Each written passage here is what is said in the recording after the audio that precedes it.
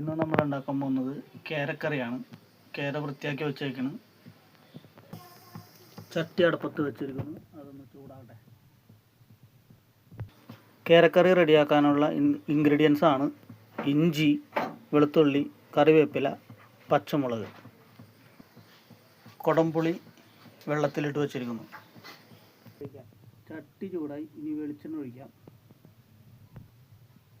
ഉലുവ, വെളുത്തുള്ളി,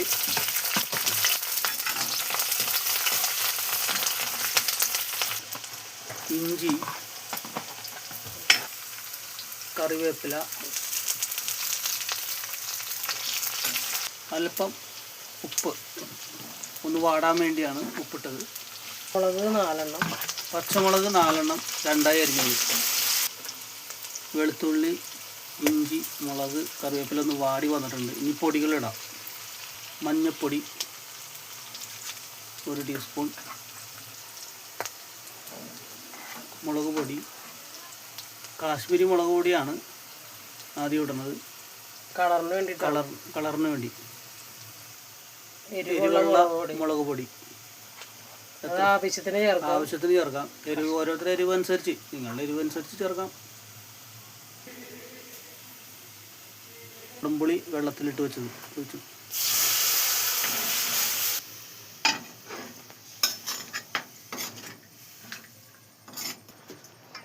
ഒഴിക്കാം. കുറച്ചുകൂടി വെള്ളം, ആവശ്യത്തിന് വെള്ളം.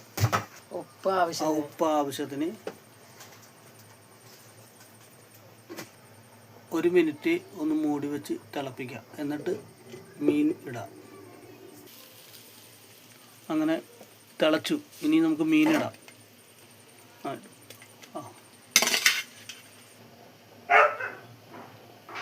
മീൻ അങ്ങനെ ഇട്ട് കഴിഞ്ഞു. ഇനി തിളക്കട്ടെ. മൂടി വെച്ച് തിളപ്പിച്ചെടുക്കാം. ഒരു 2 മിനിറ്റ്.